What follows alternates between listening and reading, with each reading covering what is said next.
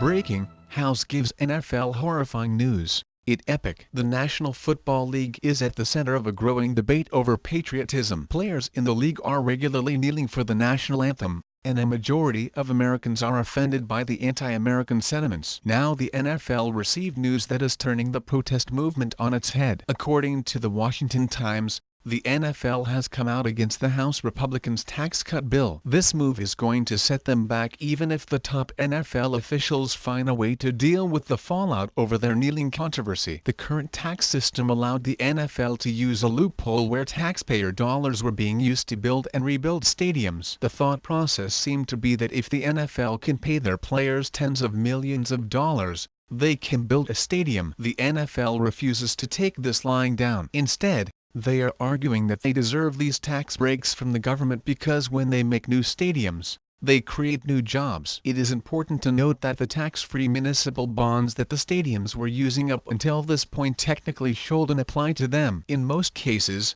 these bonds are used in the constructions of roads and hospitals, not football stadiums. Joe Lockhart, a man who worked as press secretary for President Clinton and NFL spokesman, is coming out against the tax change. You can look around the country and see the economic development that generated from some of these stadiums, he exclaimed to reporters last week. At this point, the NFL is the only professional sports league to protest this change. Nothing has come in from Major League Baseball, National Basketball Association, or the National Hockey League. All three of these leagues have declined to comment on the situation. It is unknown whether they plan on taking any sort of action, or if they are going to let the tax bill go through without protest. The NFL is under fire since the idea of protesting the national anthem were revitalized. Colin Kaepernick started this trend last season, citing his reason as police brutality and racial injustice. The protests were all but forgotten but eventually popped back up again during the season. During week 2 of the season, over 100 players and coaches kneeled before the game to combat racial injustice, President Donald Trump,